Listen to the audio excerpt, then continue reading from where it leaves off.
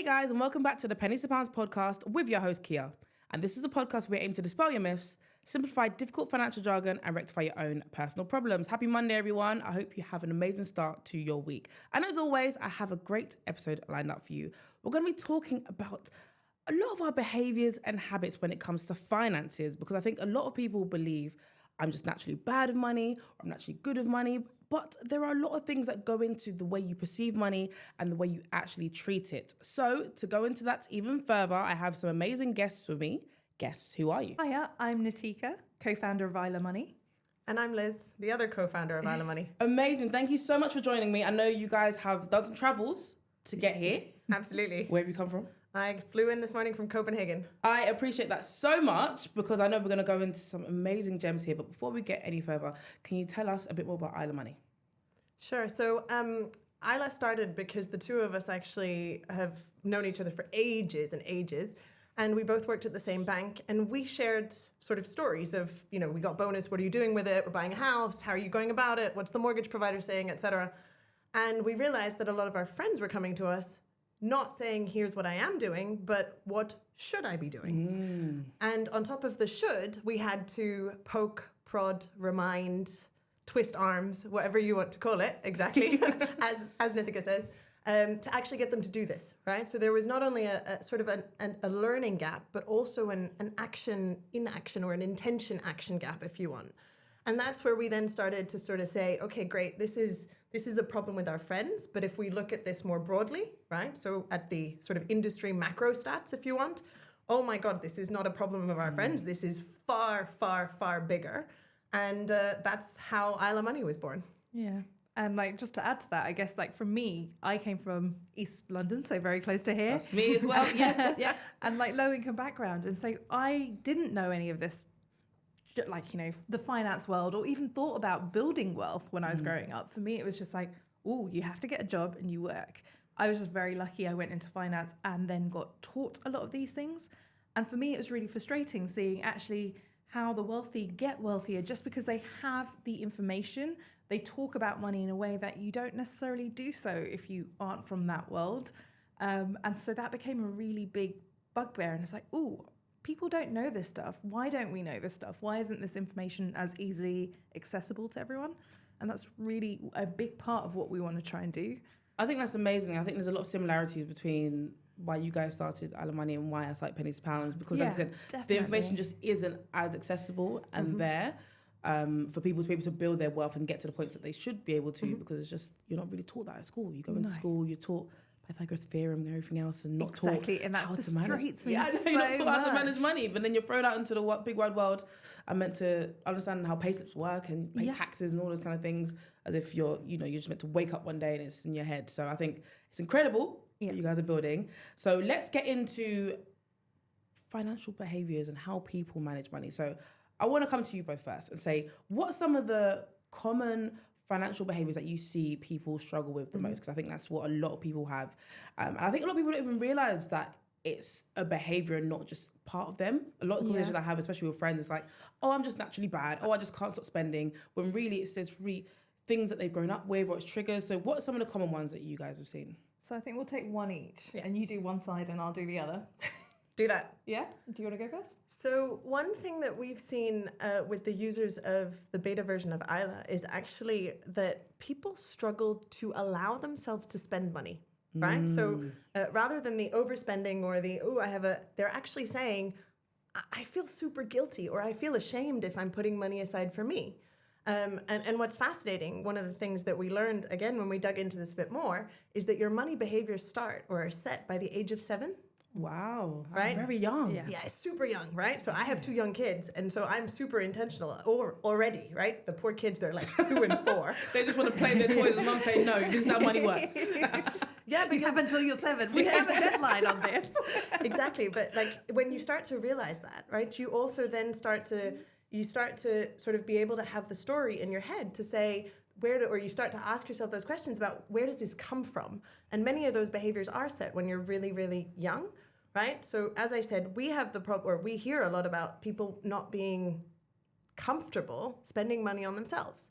And one of the things that we then sort of say to them is think about it as almost like a little fund for you, right? Be it a fun fund or a treat me fund or something. And it can be small. It doesn't have to be the, I don't know, Hermes handbag. It doesn't have to be the Jimmy Choos. It can be £20 that you spend on going by yourself to read a book, have a coffee, and eat a cookie, right? Yeah. Just treat yourself to that, or use it to save up for something, but allow yourself and take those small steps to start with, obviously within whatever budget you have, but take those small steps to really allow yourself to treat yourself if you want. Yeah, I think that's amazing, especially when you say it doesn't have to be grand. I think a lot of people think if I've got to treat myself, I've got to book a holiday somewhere. Yeah. No. And I'm like, for me, when I decide it's time to treat myself, like you said, I'm just going to take myself out maybe for a nice something, some food I like. Yeah, sit down with a nice book, and that's me treating myself. And now you're getting used to putting yourself as part of your budget. I think that's a big thing. And we've actually set that as homework, and and reminded people that has to be zero by the end of the year. I don't care how that's spent, but you don't want to have this as a part of your normal savings. The aim is to spend this money because that is the goal of this money. Yeah, it's so important. But that's the one side of it. So, the mindset of guilt on spending on yourself. And I'd say both of us have a bit of an issue when it comes to that. The other side I don't know what you mean. Looking away. It's okay to accept it. It's knowing your problems and working with them. But then there is another side where, and again, this comes from your behaviours and what you've learned as a kid of actually, if you're stressed, you spend. Now, I know this as when I'm stressed, I will eat. But some people, when they're stressed, they turn to shopping as their way of staying in control. And it is a behaviour. It is something that's really hard to do. And the reason sometimes this happens is actually it is a dopamine hit of another sort. So for me, that's chocolate. For other people, hey, it's that actually spending money gives them that dopamine hit. And actually, our view on money, it comes from the same place and it has the same dopamine hit as does kind of sex, rock and roll and chocolate as well. All of it is in that same part and it lights up the same part of the brain. So that's why that happens too. And again, it's a behavior that's learnt really early and takes some while to change. But all of these behaviors, whichever side or in the middle you are, can be changed. It just takes a bit of awareness and working on this as a longer term thing. Absolutely. And I think the more that we talk about this, the more people can reflect on themselves. Yeah. Because I've had conversations with people where, like you said, I spend too much. And then when I say to them, okay, so when do you spend? Yeah. They can usually track it back to, the last time I spent was I was upset because of XYZ thing. And then I was up and I ordered this. So people can really identify what their triggers are. So when it comes, you're like, I know what I'm going to do here. Yeah. I'm going to stop myself from spending. And it's super easy to put in place really small rules, right? Example, so any shopping basket that you fill online, be that, I don't know, Amazon or Waitrose or wherever, right? You leave it in overnight, right? So you can fill it, you can save it, and you go back the next day. The other thing is that you set yourself a limit on the amount, right? So if you say anything that is over, and that'll be different for everybody, £20, £100, etc. I just need to take a 30-minute break to whatever, right? Go grab that coffee, do the laundry, put the kids to bed, whatever it is in your life that you do. Clearly you can tell I'm a mom. Really boring life, right? But that you sort of go, okay, let me get that distance before I then go back and say, okay, that trigger, I've been able to really sort of come to grips with it. I've had a bit of distance and now I'm okay to spend it because I think it's important. Or actually, no, I need to stop myself. Yeah, absolutely. And I think I do that all the time. I mean, I'm not really the biggest spender anyway, but when I come to online shop, I think just because you have natural downtime, I do it at night myself. Yeah. But I put stuff in my basket and then the next morning I'll probably take half of it out anyway. I'm like, I didn't really want that. Correct. Yeah, didn't want it. And then the things I did want, I'll probably check out, but it's probably a lot less than what I initially put in. Because like you said, it is fun. I'm not going to pretend like it's not. It's fun to scroll and add, I like that. Next morning I'm like, I look at the amount, I said, I don't want to spend that kind of money. I'm not spending that money. I'll take that all out. Yeah. So it is good to put in place those things for yourself. So now I want to ask you, we talk about when it comes to being successful and trying to achieve maybe the life or the things that you want, habits and routines are very key to that. And I'm saying that as someone who's trying to get into the habits of exercising regularly and, eating healthily. If you want to achieve a certain place, whatever that is for yourself, you have to have a habit and routine. That also plays a part when it comes to finances. So I want to ask you both, how important is having good habits and having a routine when it comes to finances, how crucial is it for people to be successful and to feel like they've got a good handle on their money? I think it's super successful. As you said, it is the same when it comes to money, like fitness, as it is to any part of your life. I think what you'll see as a buzzword everywhere is consistency is key. Yeah. And it's just, as humans, we find it hard to stay consistent. And actually, I think this is one of the areas where money makes it easier to stay consistent because we are lazy. We don't want to think about this. There are mechanisms to allow you and help you to do that. Great examples are whether, you can set up direct debits or standing orders that will instantly put into an investment account or a savings account and portion out your money in a way when it comes in that you don't have to think about it. And that is one way of really like managing that stuff and making that conscious decision maybe at the start of the year, maybe at halfway through the year and going, okay, this is how I want to portion my money, really understanding it and then just letting it go on autopilot for a bit. So that's one way. But it is about making that conscious choice as well. And there are ways of doing that too. Yeah, so for me, I think I'd add to that and say, actually, it's also about being intentional about it. So there's the intention of how I put money away, but there's also that habit and consistency of saying, do you know what? I'm going to take a bit of time for this, right? And we were joking just before this to say, if you sleep in your exercise clothes, you are more likely to actually go and go for that run or go to the gym, right? Yeah. I would say the same about money, right? So if you put a diary invite into your calendar to yourself, right? It doesn't have to be to anybody else. It doesn't have to be with an IFA. It doesn't have to be with your bank. But you do that regularly just to review your budget, review your investments, review your pension, whatever it is, right? Create that will. Whatever the thing is that's on your financial admin or financial to-do list, then you're more likely to actually make it happen. The same thing I would say, and this is sort of looking at the dynamic when you have two people in a relationship and they're dealing with their money, again, being intentional about having these conversations, setting aside the time to say, we're going to have the conversation about how we're going to do our budgets, how we're going to pay off the mortgage, whether we're going to take this interest rate or that, or whether we're even going to renew it early or whatever, right? Or whether we're going to look at our pensions together. If you have those conversations and you have them regularly and you create the time and you have somebody else holding you to account, you are also more likely to be successful. Also because you normalize it, right? This is the same, this is the sort of, there's the setting the intention and then normalizing the behavior, right? I always think there's something super fascinating in behavioral science, which is the whole, if I imagine I'm going to be person X, say, I don't know, the fitness freak, then I'm halfway there. I've obviously not made it, right? Like I don't have a six pack, etc. But the point is like, I've started that journey, right? Now I have to do a little in order to get a little bit further, etc. And the same with your finances. I agree. And like to add to that, like, it's not easy and we recognize that. And that's why actually what we're trying to do at Aila is build that in and be those nudges and those prods for you. So actually where we have agreed with people how they want to work towards their goals, we can do those check-ins. So we say, hey, you wanted to do an hour this weekend. Did you do it? And what are your outcomes?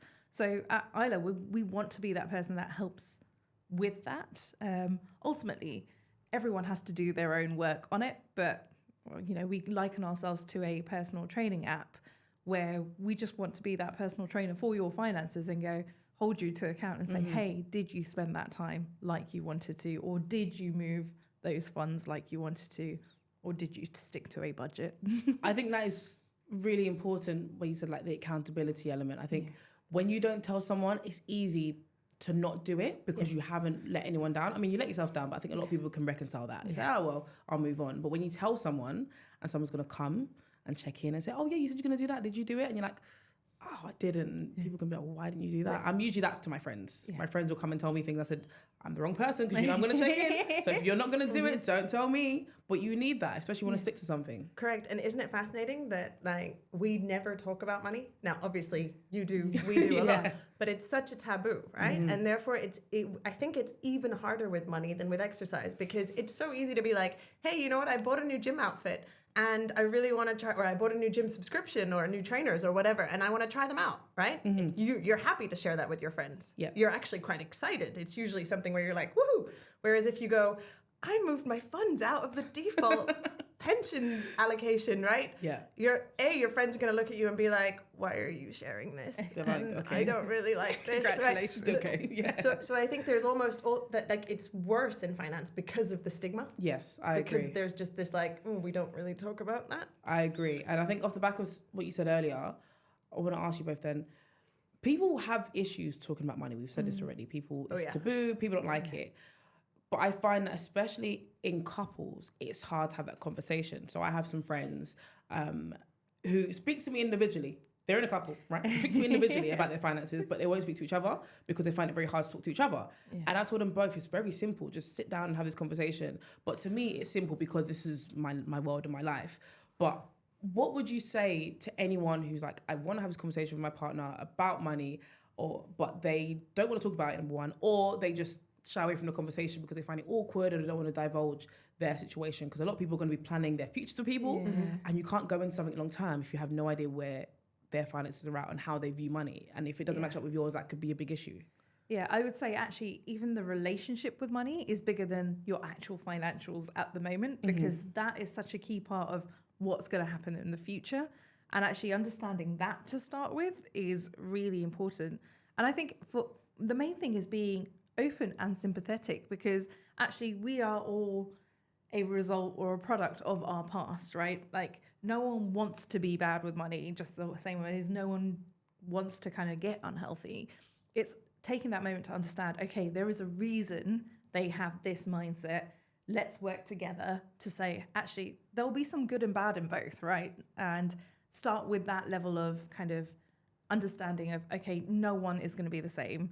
And how do we work together? And just ask the questions, ask honest, open questions. So I actually think I'd add to that, it's 3 different things, right? The first one is, do you share a set of life goals or a vision for life?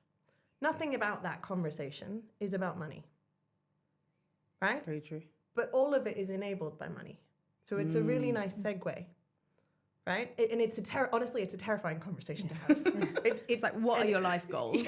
What do you want to achieve in this life? Yeah, but it's like, where do you want to retire? Because all of a sudden you're going, whoa, this is really long. And trust me, I still have conversations like that with my partner, and we are not always aligned, right? Yeah. And it's okay for that to be the case. But it's removing the conversation from money and making it about your life and making sure you're aligned on that. Because then you have to sort of say, okay, but now we need to translate it. Right? And now we need to see, if we want to make this happen, how do we make this happen together? Right? What are you going to put in? What am I going to put in? Is it 50-50? Is it the mechanism? Is it all of that? Right? So then you start to talk about the mechanisms, which there are certain ways that you can split things, and there's certain things, proportions, or 50-50, or everything in one bucket, or whatever. Sorry, for me, those are mechanisms. That is I find it a very mechanical conversation, right? The thing that's then underneath that, which is the thing that people are most scared of, is somewhat the relationship with money that Nitika's just mentioned, but actually it's the feeling of fairness. Because it's the point of, whoa, you earn more than I do, yet we're paying 50-50 for this, right? I'm the one who's taking mat leave, and I'm not getting whatever, the pension contribution, you are. Why are you not paying my... So it's the fairness that's really at the heart of it, which for many of us is actually a value that we care about quite a lot, right? And that's the really hard conversation to have, right? So I would add to that and say, actually, fairness is one of the things. So it's the emotions you put around money. So that could be fairness. It could be fear and control of being judged about your finances or the way you've previously dealt with them, if you don't feel like you've been up to where you should have been, or also the control. Like, actually, for some people, they've become so independent. It's like, I don't know that I want us to be making a decision. I've been so used to me making a decision.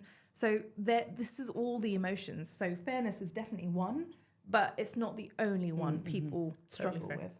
totally fair. It's there's so many emotions that and may like land money and here. emotions. That's why we think it's such a big thing. Yeah, it's massive. But it's being able to disconnect the two, right? And I think it's about, again, if you are in a relationship with somebody, saying, let's not start with the mechanisms and let's not start with is this fair? Is this control or is it not? But let's paint the picture of where we want to get to together and agree that, right?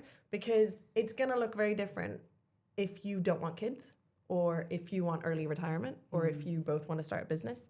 There's, all of this dictates it. But if you can agree on where you want to get to, it's half the battle won. Yeah. And that's exactly what we try and do with Aila, the app as well. We're coming from it from actually, we don't want to be another person that's just telling you to save. That's not the right option. It's like, let's work out your why. What are your life goals? And how do we help you achieve all of your life goals? And that's different for everyone. Not everyone wants the 2.5 kids, the house, everyone's life is so different. Yeah. Let's calculate your life goals. And then whether it's getting you more confident with your saving or your investing, you have a reason for why you're doing it rather than just doing it because that is what's like the theme of the moment. Yeah, I think it's so great that you both mentioned that because I'm in my mid-20s and a lot of my friends are obviously around the same age. Yeah. And when I have conversations, especially with the guys, I think there's a lot of pressure on guys when it comes to money, especially those in my age group.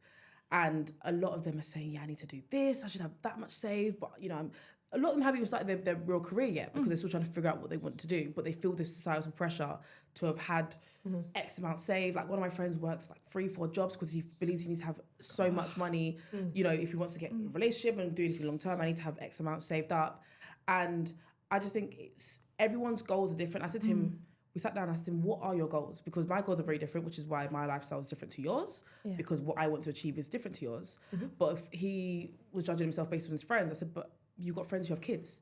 So their motivation is going to be different to yours. You don't have kids right now. So you shouldn't be judging yourself on what your friends do and thinking, oh, I'm not doing well enough because that person's got a house, but he's got a kid. So he has to have some sort of property. You can live at home with your mum. Stability. Yeah, because you don't have any responsibilities right now. So you can live at home. And I think it's all of that pressure that people don't put into perspective and reflect on their own goals. And instead they look outwardly and say, oh my gosh, I'm not doing well enough compared to my peers. It's called keeping up with the Joneses. Yes. Right? Yes. That's what you've put your finger on. And it's a completely normal thing for our brains to do, right? We're primed that way, right? And I think it's sort of with everything that we've talked about. Sometimes it's about being very conscious and going, I know this is happening right now, right? And I can choose whether or not I'm going to listen to that inner voice that says, you need to be like the person next door who, I need to show off whatever. I need to have the same money, house, expenses. Or actually maybe I widen my view and say, what are the people that I'm perhaps not comparing myself to that I should be comparing myself to, right? So we're very fortunate to live in a place where actually most of our needs are met. Yeah, that's true. Right? And it's really, really hard to remember that sometimes because you compare yourself to those in your closest circle and those that you aspire to be like, right? And actually sometimes taking that more broad perspective can help. Yes, absolutely. Right? And you touched on something else, which is also a huge frustration for us, and it works two ways. You mentioned how actually it's more of your guy mates that feel that pressure. Yes. And that is something we are massively it irks us and we really want to do something about it because actually, no, we need to get rid of that stereotypes. Finance is not just for men. Both men and women need to look at this. Like, yes, we are, pushing towards having equal pay. But even when we get there, we need to make sure women and men are both taking the pressure of looking after the finances. This isn't a gender role, and it doesn't have to be. Yeah, I completely agree. And I think my male friends, when they listen to this, I think, phew, I feel a lot I don't better. need someone who wants to look after it all. Yeah, I've that's brilliant. I can take a step back. I can let go of a job and I can have some more free time. Yeah. I think that's actually good. they probably just want a date night with you rather than you working 3 days. Probably say I've got X amount saved. I'm good. Yeah, but the interesting thing is, going back to the question you asked before, some of that is a conversation you can have with your partner, right? And it's possibly not the one you have on date number 1, right? But it is one about sort of saying, hey, I want to do this together, and you don't have to out-earn me, you don't have to earn the same thing, but I want us to take an equal share, right? The way that things are usually split, and this is a stereotype that we sort of play into and exacerbate, is small money for women, right? Oh, we're really good at doing the budgets. Oh, we're really good at, doing the shopping and buying the whatever. Big money, men, right? So I don't know if I'm sure you know this actually, in adverts, right, about financial services, men are depicted with glasses and suits and looking all professional and portfolios and notes. Women, cups of tea, piggy banks. Yeah. Right? That's true. And you just sort of go, all of this plays into that stereotype. And actually, we're very passionate about the gender piece, partly because it is on both sexes, right? Yeah. This is an individual thing. You need to be independent and create your own feet to stand on, right? So yeah, that's where. Sorry, I'm going to shut up now. No, I agree, and get off my high horse. No, and it causes mental health issues for both. So I've worked in a counselling space, volunteering, and you hear both men and women call up with this issue, and both need to be able to have a level of financial literacy and be comfortable. We're not saying one person, everything has to be equal in a relationship. But everyone has to be comfortable in a relationship. Absolutely. I think we've covered so much. I want to kind of move on to mindset. Yeah. Yes. I think it goes without saying that a positive mindset when it comes to finances is crucial. But if someone's listened to this and they're like, everything you said is so valid, I understand it. However, I still just don't feel great about money and finance. I just can't shift how I view it. Mm-hmm. What would be some of your tips to actually make that positive move towards feeling, towards feeling more positive towards money and finances? Yeah, so there is an element of, and I know I've come from this, of a scarcity mindset, of fear of not having enough money or money running out, or that kind of element, which allows that guilt when it comes to spending money. And that can be guilt of it running out, or guilt of not feeling like you're confident enough to deal with money, whether that's investing, budgeting, whatever. And it's like moving yourself into an abundance mindset of being positive and saying, I've got this. I will be able to get money. I am able to look after myself. I am able to learn new things. And that, for us on a money scale, is learning to be confident with your finances. And it's starting small and knowing that, it's going to take time. Like with everything we've done in life, nothing was easy when we first started. Whether it was learning to read, walk, ride a bike, and it's taking that a step at a time. Now, Liz has a great analogy that I will let her say on this, but we will say it is speaking to yourself in a positive way and putting the steps in place in small, actionable pieces. Yeah, so my favorite example here is the marathon.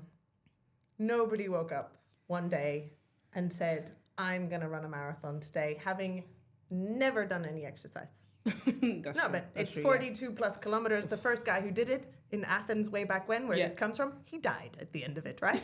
So clearly, he didn't make it, all right? Yeah. So the point is, there's the couch to 5K, there's the stretches, there's the go to the gym and work on whatever squats and pull-ups and tummy muscles, etc. Holistically, and it's incremental, it's small, it's one thing at a time, and you go from 5K to 10K to a half marathon, and eventually you make the marathon, right? But again, it's those small things. I also want to add to something that Nitika said. A lot of people, this is around the mindset thing, there is a scarcity piece, but there's often also just an overwhelm, because it feels like it's a lot, right? And when you sort of get behind on one bill or one thing that you've been meaning to do, all of a sudden you're like, it feels like it's piling up and oh my God and whatever, right? So as she said, same sort of technique. Do something. One thing. Don't try and sort it all. You aren't going to climb Everest in a day. There's a reason we have base camp. There's a it's true. It's true. But it's the really small stuff. You don't climb Everest in a day, but you know it's where you want to get to. You know that your 42K is where you want to get to. But you got to take that first step over that starting line. And that might be taking that bill and paying it and doing nothing else for the day and moving on to doing the next one the next day. Or actually, you know, whatever it is, but it's those small incremental steps and sort of reinforcing in your head, I can do this. See, I just did it. Yeah, it's absolutely. done. Absolutely. I think I have a good story in this. So about 2 years ago now, 2022, I recorded a TV show with Channel 4. So different people came on with different problems. And episode 1, I remember vividly, it was this young woman, lovely woman, earning good money, earning great money, in fact, for her age and what she was doing. But she had a debt drawer, overflowing debt drawer of just bills that were overdue that she just was scared to open. Every time a bill would come, she wouldn't even look at it, just straight in the drawer.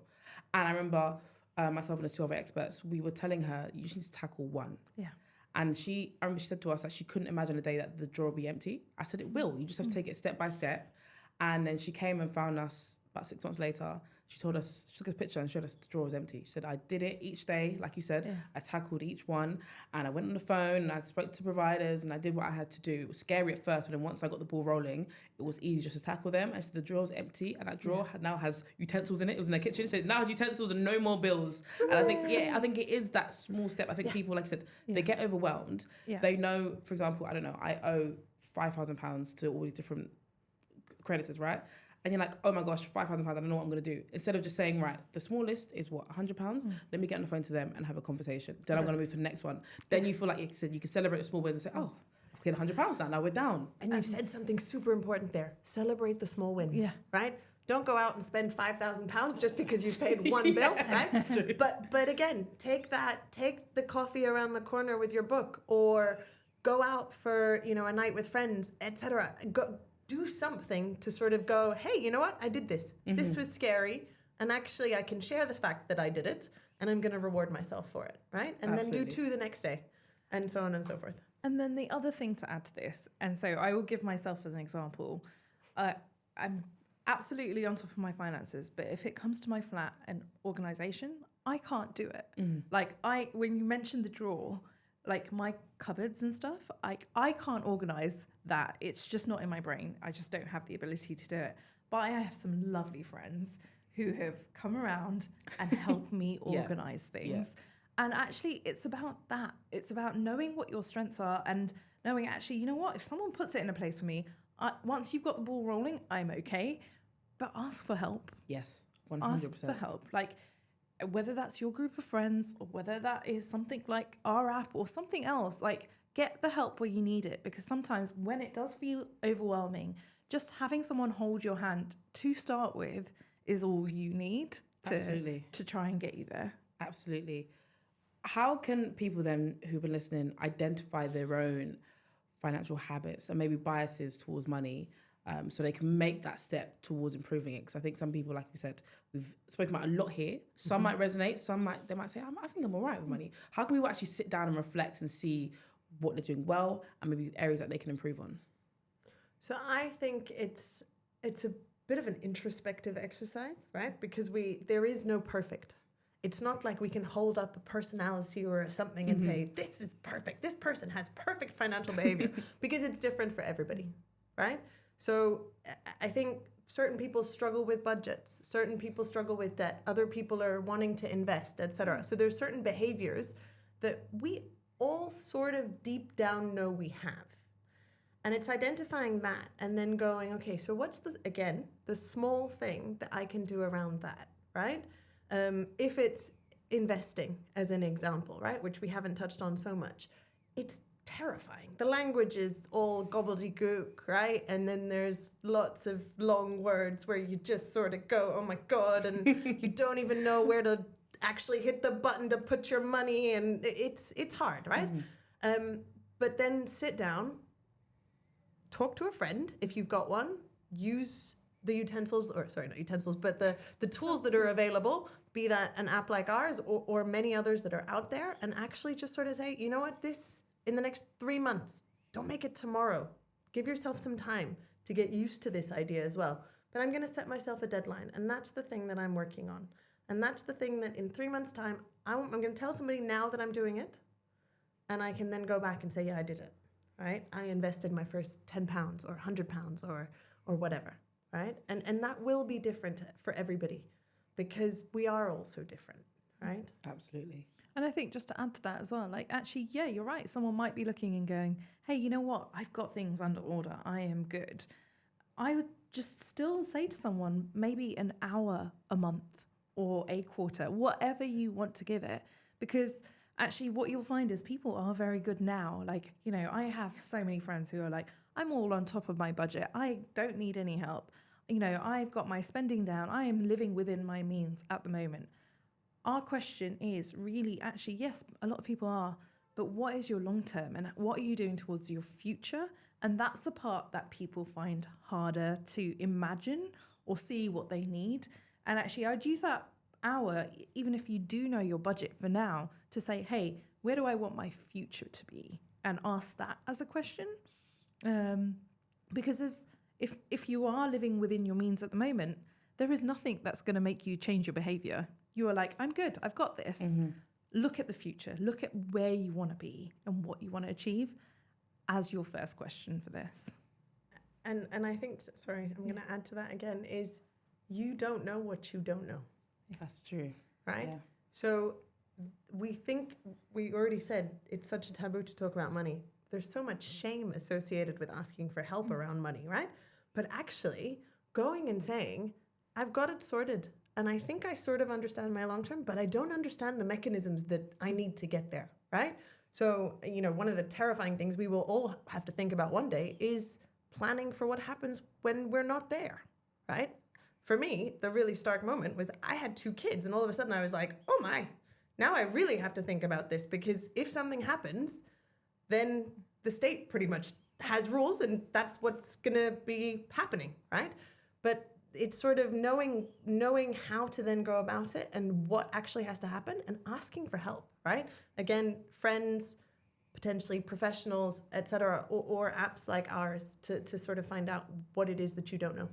Absolutely. I have had a ball this episode. This has been so insightful. But before we end it, I want to ask you both, what would be your number one tip or piece of advice that you want to leave our listeners with when it comes to financial habits and improving how you view money? For me, it's starting as early as possible. And, you know, yes, that for everyone, they're like, yes, that's yesterday. But start now. Start checking. Unfortunately, I think investment is no longer a luxury. Everyone needs to be comfortable investing. I'm not saying you have to be risky. You know, there is different risk tolerances, but everyone has to get comfortable with that to a certain extent. And so start as early as possible.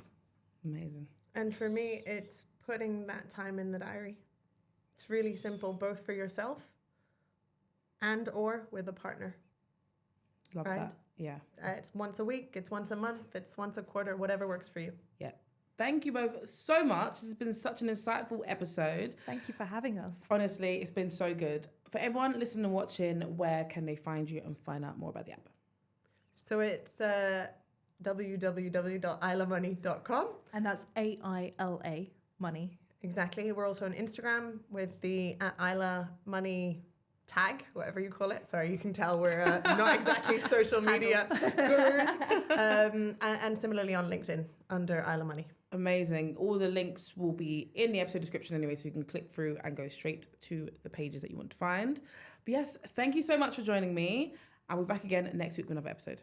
Thank you. Bye, guys. Thank you.